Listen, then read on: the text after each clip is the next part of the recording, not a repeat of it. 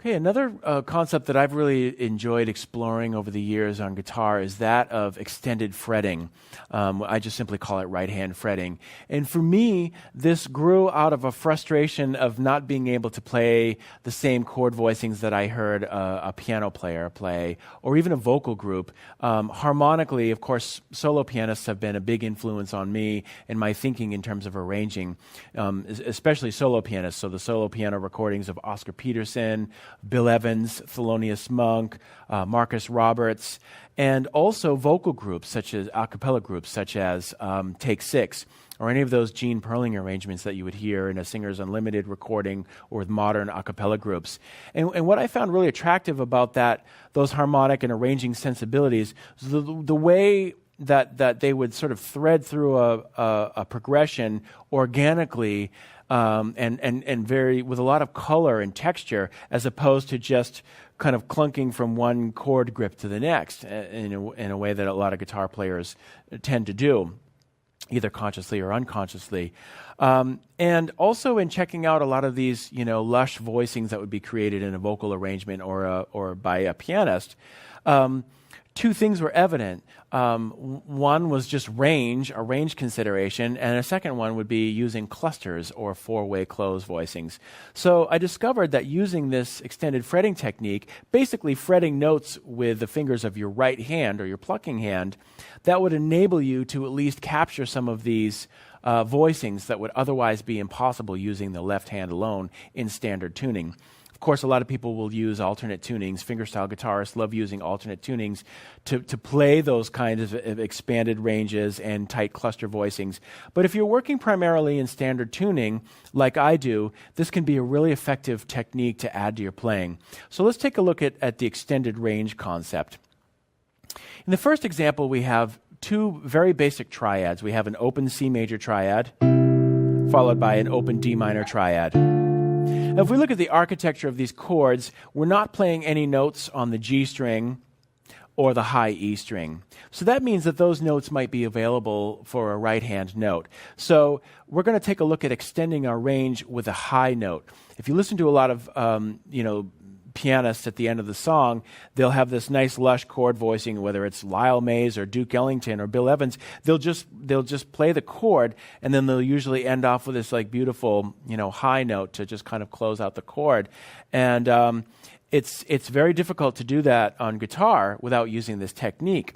So one way to approximate the extended range with a high note is to play the chord, in this case the C triad, and then what we're going to do is use the tip of your index finger in your right hand, fret the D, which is on the 10th fret high E string, and then pluck the string with your thumb in the same way that you did using the artificial harmonics technique. It's a very similar right-hand technique. So you can pluck the chord with your left hand first, and then follow that up with a high note. And that kind of approximates the sound of a piano player just finishing off a nice chord voicing with a high note there. So it's two plucks, basically. You're plucking the triad that's fretted with the left hand and following it up with the right hand. D minor, you could go D minor, and then play the 9th, the high E. And those voicings would be impossible to do with the left hand alone, so you're expanding the range. Another way that you can pluck that high note, and then that's something that I do quite a bit, in addition to plucking a downstroke with the thumb, you can also do an upstroke with the pinky. Again, kind of like you did with the artificial harmonics technique, but the only tricky part that you'll have to just feel your way through at first is holding down the note, and now we don't want to be on the fret at all. We want to be right on the wood in between the frets, just as you would with your left hand. You're going to do the same thing with your right hand. And then you can pluck using your pinky, doing an upstroke. So you can actually pluck down with your thumb and go up with your pinky. So for example, you might play the C triad, fret the high D, and then pluck up with your pinky. You could even use your thumb, if you wanted to hear all the notes at the same time, you could use your thumb to strum all of the strings.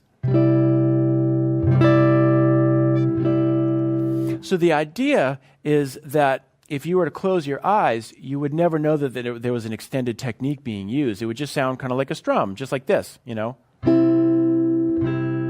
just adding in a high note.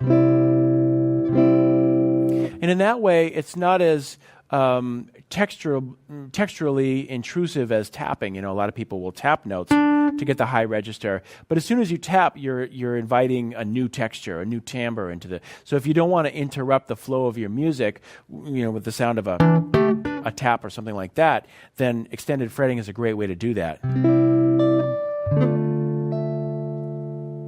We can also extend the range with low notes. So in the next example here, we have a kind of an E minor 11 voicing here.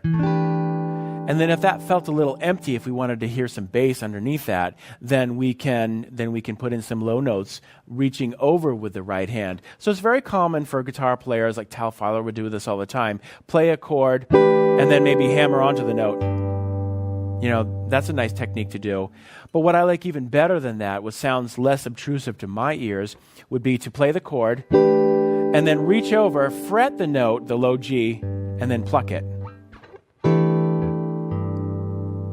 And then once you pluck it, you could even move it around. You could slide up or down. So in the written example in your notation, has an E minor 11 chord, the G, then sliding up to A. Now this is cool. Now you can get into some really wonderful moving textures. The next example would be like an A minor 11 over F.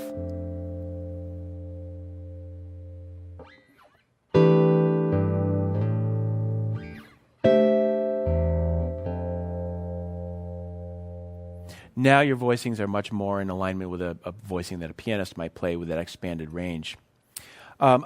Getting into the cluster concept, of course, playing successive half steps is very easy to do on a piano, but it's very difficult to do on guitar.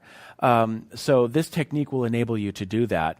One very practical way is being able to play four-way close voicings. Now, a four-way close voicing just means the four notes of a seventh chord voicing played in order, low to high, so 1, 3, 5, 7, within the span of an octave. So if we started out 1, 3, 5, 7, we'd have this. And those notes are all within the span of the G octave. Now, root position is fine. This is a very easy chord to play. But look what happens if we try to play first inversion in order.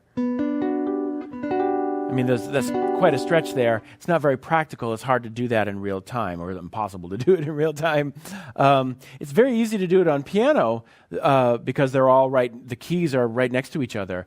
But on guitar, due to the nature of the fretboard and the tuning and all of these other factors, it's very difficult to play. So that's when we can use this technique to play that. So what was a very difficult voicing to do with the left hand, we can now use the right hand to play the lowest note. And it's still a bit of a stretch, but it's not impossible. So now we can just use the right hand index finger to fret the lowest note in each inversion. Now we have this beautiful four-way close. It's a first inversion of a G major seventh. If we move up to the second inversion, we have this. And finally, the third inversion would be. So it's allowing you to play these voicings that have clusters embedded within them. Another thing that you could do is just play three-note clusters, in intervals of minor and major seconds together in the context of a line, and that's shown in the next example that says clusters.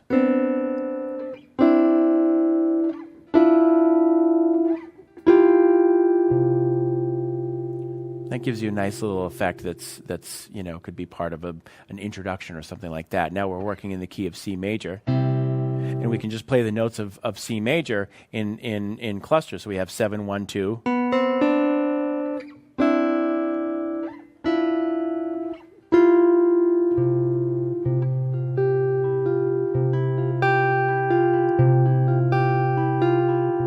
And get this nice kind of a harp effect with that. Finally, the last thing that I like to do with this technique is what I call magic clusters. And I call them magic clusters because the note seems to come from nowhere. And this technique is illustrated in the first example where it says magic clusters. What we're doing with this technique is starting with one chord voicing, for example, like a C sus2 or something. And then we can move that up a fret. And since we're not playing anything in the low E string, we can fret a note with our right hand and pluck that.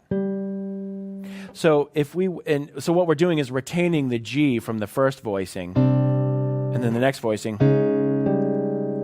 and it gives you this kind of nice cluster.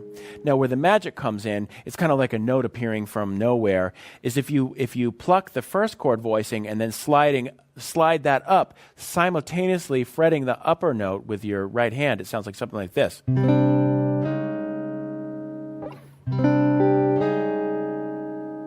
And it sounds like the note is just kind of being split in half there. It's like, where did that note come from?